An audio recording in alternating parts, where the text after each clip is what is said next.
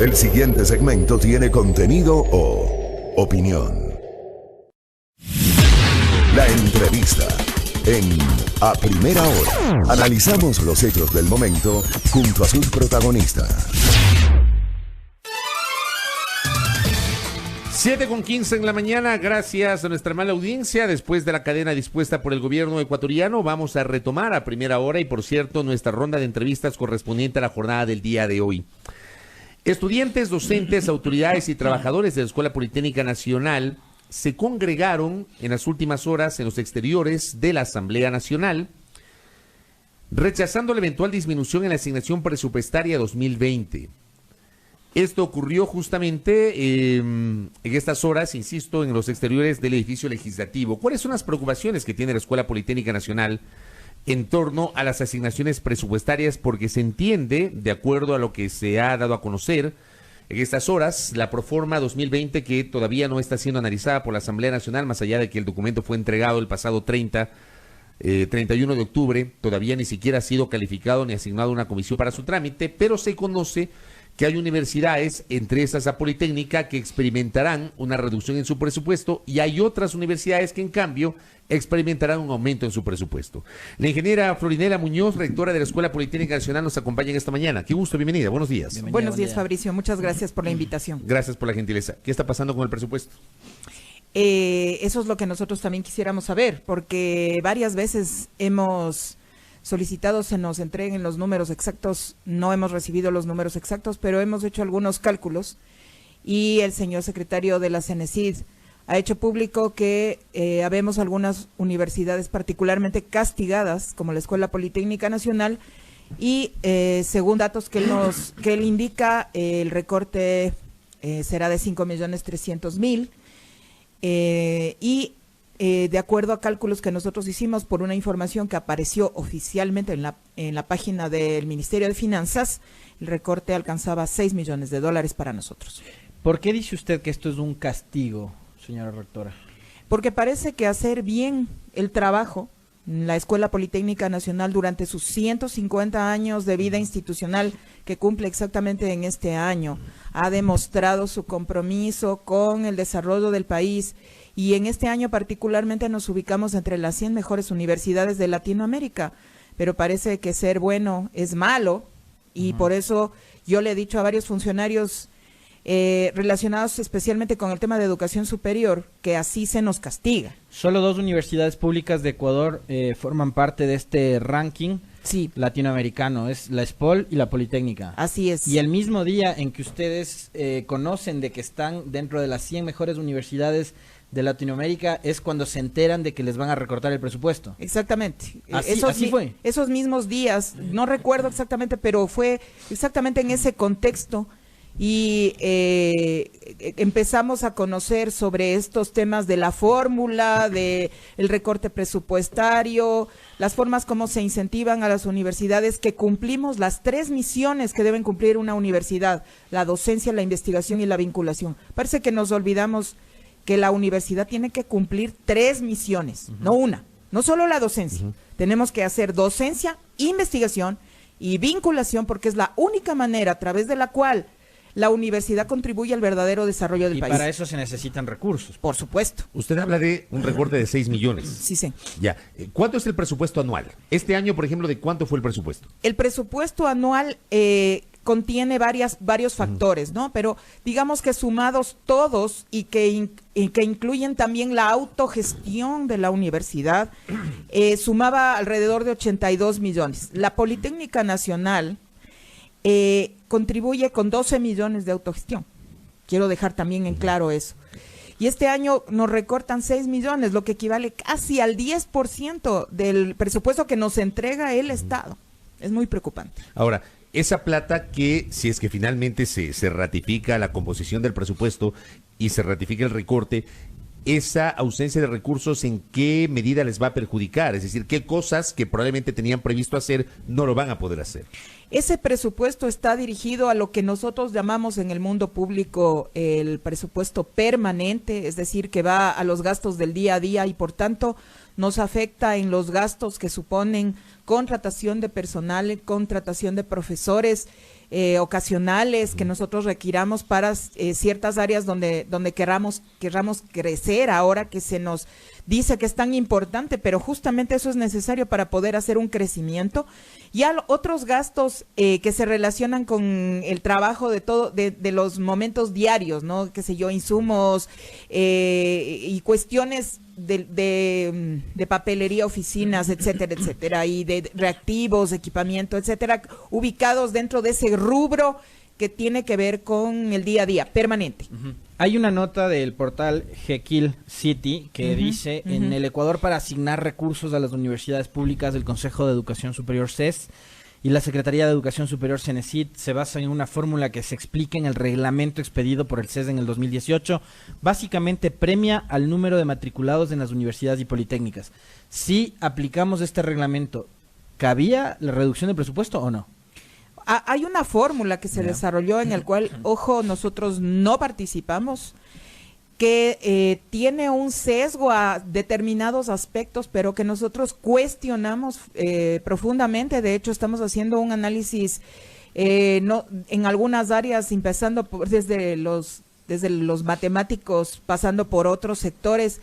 Se colocan unos indicadores absurdos, por ejemplo, en que solamente se premia el incremento, no el valor, y no se consideran aspectos importantes como, por ejemplo, en las publicaciones. No importa de qué tipo de publicaciones estamos hablando, lo importante es hacer un incremento.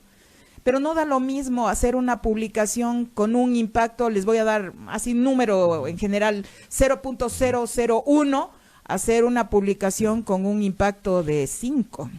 Eso depende de una serie de aspectos que en el mundo de la ciencia nosotros conocemos. En este momento eso no importa. Se mezclaron patentes junto con publicaciones en un mismo rubro y nos dijeron que era para no perjudicar a las universidades. Es decir, ¿qué es lo importante de la universidad? Y ese valor ahora vale 3%, es decir, la investigación no vale nada. Y en algún medio me preguntaban, ¿es posible que todas las universidades generen autogestión? Yo les digo, no, mientras no hagamos una real investigación, porque a través de la real investigación yo genero los grupos especializados, los laboratorios que tienen un equipamiento adecuado para dar servicios. Entonces, eso es un proceso que nace de una investigación responsable. Perdón, Contertulio, en el caso de la autogestión, esa autogestión se traduce, por ejemplo, en el trabajo de la empresa pública, de la Politécnica, porque tienen una empresa pública, y tal vez en el Centro de Educación Continua. ¿Esas son las dos ramas que les sirven para la autogestión o tienen más instancias para esa autogestión? Tenemos más instancias. De hecho, la empresa pública en este momento no ha tenido tanta incidencia. Nosotros en este momento le estamos dando una nueva visión a la empresa pública.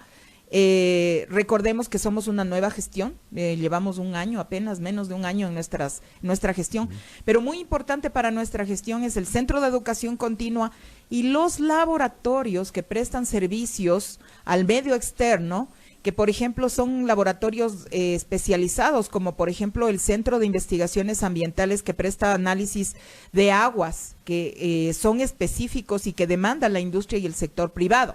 Y en este caso, además, nosotros nos hemos preocupado de que estén acreditados. Entonces, eso le ubica comercialmente en un marco que nos permite a nosotros dar servicios adecuados al medio y a la industria. Me pasan un dato, que se cambió la fórmula hace 2 semanas, que se premió el incremento de cupos y se bajó la ponderación de investigación, que nos comentaba justamente la rectora. El cambio debió ser, nos comenta un oyente, para el próximo año, así se podía hacer consenso con universidades. ¿Es así? Seguramente es así, porque nosotros, justamente lo que usted dice, hace 2 semanas nos contaron en una reunión de 2 horas con una presentación en PowerPoint cómo iba a ser la distribución, sin darnos oportunidad a que nosotros hiciéramos un análisis y un cuestionamiento serio. Realmente estamos muy preocupados porque si ustedes se fijan, hay una tabla en el informe en donde aparece una tabla que dice calidad y excelencia, y la ESPOL y la Politécnica Nacional aparecen en los puestos 23 y 24 de 26. ¿Qué clase de medición de calidad y excelencia es esa? Cuando estamos rankeados entre las 100 mejores universidades de Latinoamérica. Entonces esto no tiene coherencia.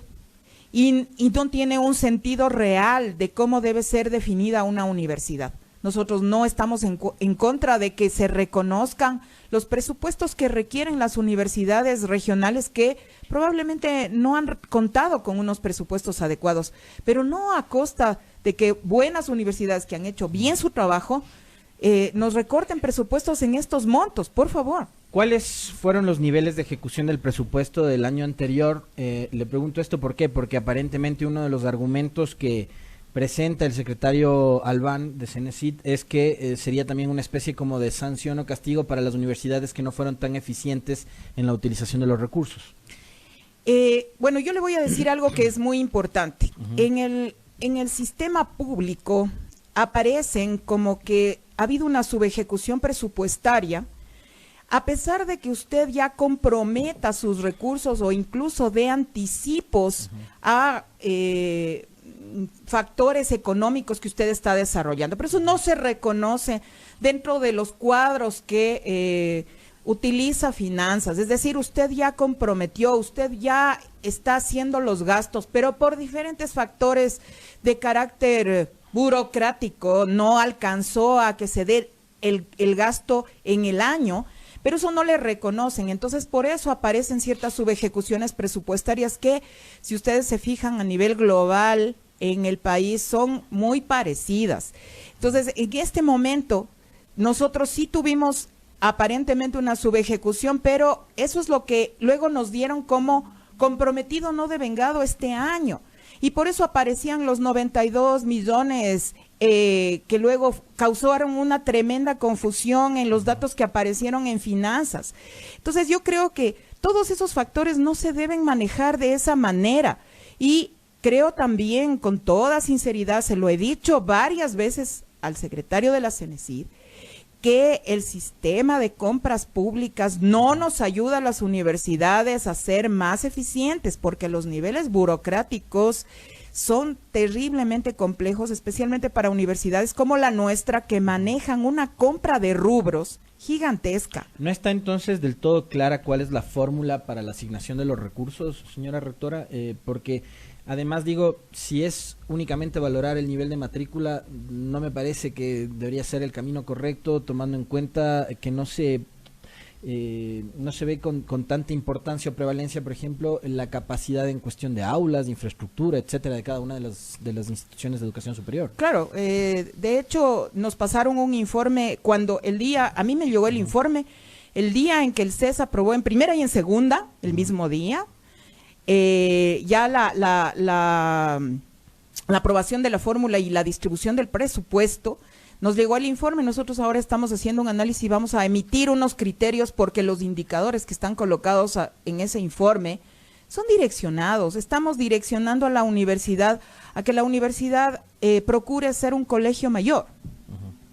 Entonces, por eso yo hablaba de las actividades sustantivas que realmente agregan valor para el desarrollo económico del país. Que es de investigación, porque si no simplemente se van a dedicar a imprimir títulos. Por supuesto, y que no sabemos, ojo, yo no es que no diga que no se deba cubrir una demanda, y nosotros con responsabilidad estamos justamente trabajando en ello, pero ojo, somos universidades técnicas, es decir, a mí no me basta abrir un aula y decir a los estudiantes, bueno, aquí que vengan 40 estudiantes, ¿y los laboratorios? En los que tienen que trabajar esos estudiantes, los equipos tienen para que dar hagan mantenimiento, prácticas. tienen que comprar nuevos. Por supuesto. ¿Hay un cálculo de cuánto cuesta la educación de un estudiante por semestre o no? Hay un cálculo, pero depende evidentemente de los tipos de carreras, ¿no es cierto? Una cosa es la tecnología, otra cosa es la ingeniería, otra cosa es, nosotros tenemos unas ciencias administrativas también en una facultad que no es la preeminente de la universidad, pero obviamente el costo de formar a un ingeniero es un costo alto, ¿no? Por más arriba de $5,000 cada uno, 7,000, etcétera, depende de las áreas. Yo soy ingeniera química. Un ingeniero químico, ustedes vayan a ver cuántas facultades de ingeniería química hay en el país. Muy pocas, porque es muy costoso tener unas facultades de ingeniería química. Pero eso, justamente esos ingenieros químicos son los que luego entran en los procesos industriales, justamente a trabajar en las líneas de producción. Eso hace un ingeniero químico. Ahora, llama la atención, señora rectora, que dentro de este debate se incluya la reducción del presupuesto para la educación, cuando en el discurso el gobierno ha dicho vamos a priorizar el gasto en lo social. O sea, me parece que es una cosa la que se dice y otra la que se hace. Así parece. La verdad es que nos golpea mucho y nosotros como universidad fuimos la primera en reaccionar, pero somos 4 las universidades, las 4 más grandes, las universidades directamente afectadas. Y no entendemos por qué, si las 4 somos las que respondemos más responsablemente a la carga académica, a las respuestas de dar una imagen del país al exterior, porque la ESPOL y la Escuela Politécnica Nacional no solamente somos imágenes de nosotros mismos, sino somos imágenes del Ecuador. Le hacemos quedar bien al Ecuador en el mundo. Entonces yo creo que eso debe considerarse. Y también considerarse, y vuelvo a recalcar, que solo a través de la investigación y la vinculación que nace de esa investigación, es decir, qué impacto nosotros generamos en el medio, eso es lo que realmente muestra cómo nosotros estamos ayudando al Ecuador y permite que nosotros tengamos una verdadera incidencia sobre el desarrollo del país, sobre el desarrollo. Pero hablamos de también, no solamente la cantidad, sino la calidad de esa investigación. ¿Es una investigación de calidad? En este momento es lo que no sabemos, qué clase de mediciones están haciendo en cuanto a la calidad de la investigación. Nuestros profesionales se reconocen a nivel mundial que están a nivel de cualquier profesional en el mundo. Es decir, nuestro profesional va a Japón y está a nivel de un japonés. Nuestro profesional se va a Alemania y está a nivel de un alemán. Nuestro profesional va a Estados Unidos, está a nivel de Estados Unidos. Tanto así que tenemos profesionales que son gerentes, y yo siempre pongo este ejemplo. Tengo un gerente de Unilever, que es ex graduado de la Escuela Politécnica Nacional. Esa es la clase de profesionales que formamos. Oiga, rectora, nos piden que le preguntemos su opinión con respecto de el tema universitario en la reforma a la ley económica urgente, ¿no? A esta ley denominada crecimiento económico, en donde se abriría paso a que las universidades creen maestrías sin necesidad de la autorización y el control del CASES. Nos preocupa seriamente, sobre todo por el tema de la calidad. O sea, otra vez está viendo la educación superior como un negocio. Exactamente, y la verdad es que la educación cualquiera que se dé, la educación primaria, la educación secundaria, la educación superior, no es un negocio, es un servicio. Y sí nos preocupa la calidad, es decir, creemos que tenemos que velar por la calidad del tipo de carreras y programas que se ofertan en el Ecuador, porque si no nos vamos a encontrar en algún momento en una circunstancia en la cual cualquier tipo de carreras y cualquier tipo de programas serán ofertados con una finalidad comercial. No puede ser. Tenemos que saber que tenemos que tener una calidad, incluso por el compromiso que tenemos con los ciudadanos ecuatorianos. Y además, sigo insistiendo en otro tema que también lo he presentado en varias de mis intervenciones. Tengo que cerrar el círculo, es decir, no solamente preocuparme de cubrir la demanda que tengo en cuanto a las carreras que se ofertan, sino también fijarme cuál es la oferta de empleo. Es decir, ¿a qué empleo voy a lanzar a esos profesionales que estoy formando? Me estoy preocupando de eso. Estoy consciente de en dónde van a trabajar esas personas. Nosotros sí trabajamos en eso.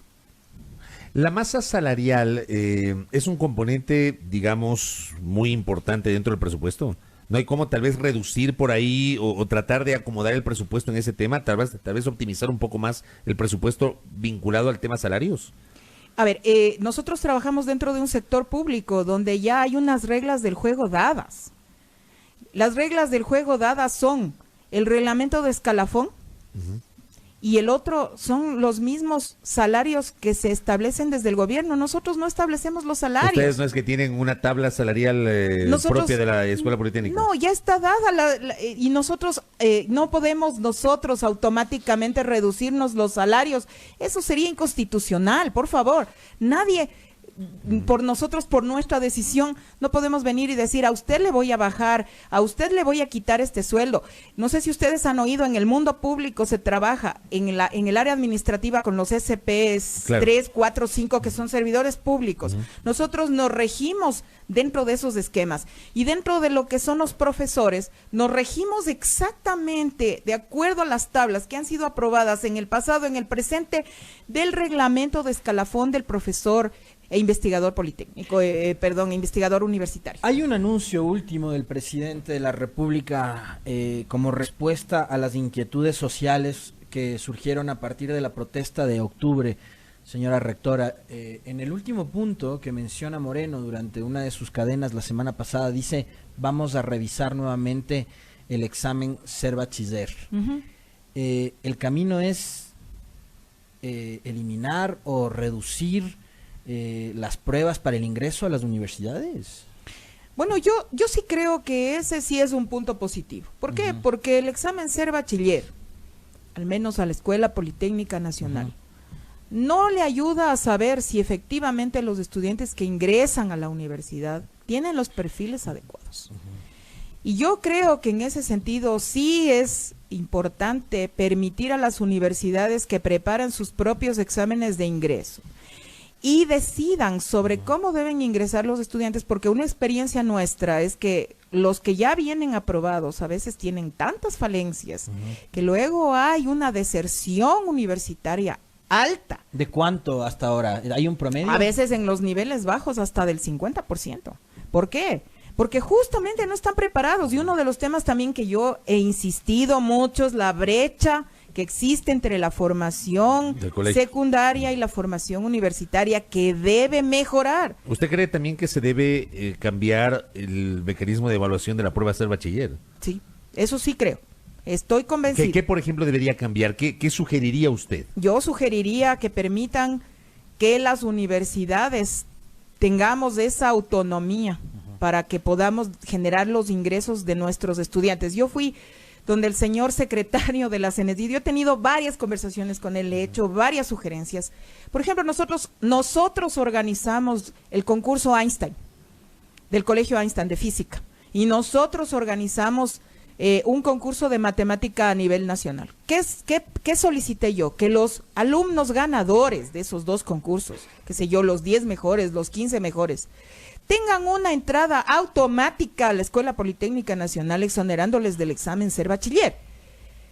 Pero claro, hasta ahora eso no es posible. Entonces, ¿qué puede pasar? Que esos alumnos que tienen ya, por el propio concurso se ve que tienen unas capacidades y habilidades que les permitirían estudiar estas carreras técnicas, a lo mejor van al examen Ser Bachiller y no entran a la Politécnica Nacional. Entonces, ese tipo de temas que a veces son incoherentes son los que nosotros esperamos que se mejoren. Yo misma he dicho, si yo tuviera tenido que dar el examen Ser Bachiller, a lo mejor no hubiera podido entrar a la Escuela Politécnica Nacional. Entonces yo creo que hay que medir unas capacidades específicas que están relacionadas con las áreas técnicas que nosotros ofertamos. La planta de profesores actualmente de la Politécnica, ¿de cuánto es? ¿Cuántos docentes tienen? Nosotros tenemos alrededor de 600 docentes, de los cuales como unos 400 son a tiempo completo, o sea, son titulares, lo que nosotros llamamos, titulares, y los demás son ocasionales. Y yo sí quiero recalcar que nosotros hemos trabajado muy intensamente por la formación de nuestros docentes, hemos hecho inversiones importantes para formar docentes con grado de PhD, y en este momento tenemos más del 40%, casi el 50% de nuestra planta docente con títulos de PhD. ¿Y del presupuesto que maneja la Politécnica, cuánto destina para el pago de salarios? Aproximadamente el 50%. El 50%.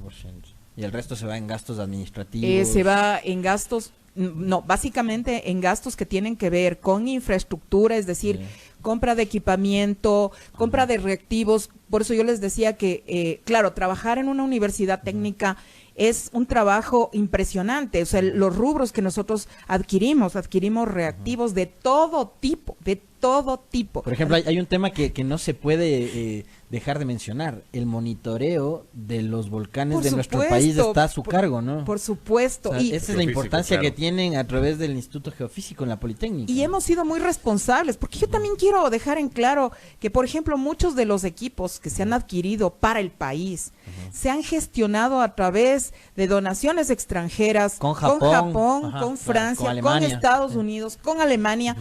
Pero evidentemente hay que hacer mantenimiento permanente. Hay que trabajar con las con empresas de comunicación para que continuamente estemos comunicándonos. Entonces hay que pagar ciertos rubros de comunicación. Tenemos que pagar repuestos, tenemos que pagar maquinaria, tenemos que pagar mantenimiento. Esos rubros son gigantes. O sea, yo verdaderamente les puedo decir que no creo que existan, aparte de las universidades como tales, otras instituciones públicas que realicen el número de compras que nosotros realizamos en su variedad y en su cantidad.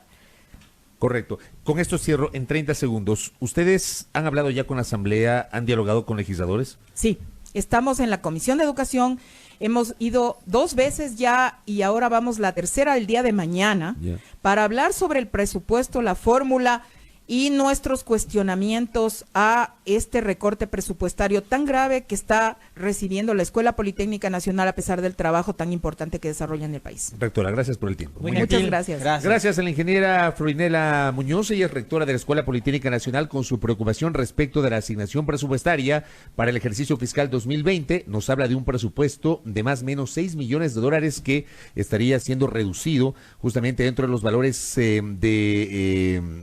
presupuesto de este año, una reducción de $6 millones, que es lo que nos ha comentado nuestra invitada. 7 de la mañana con 40 minutos.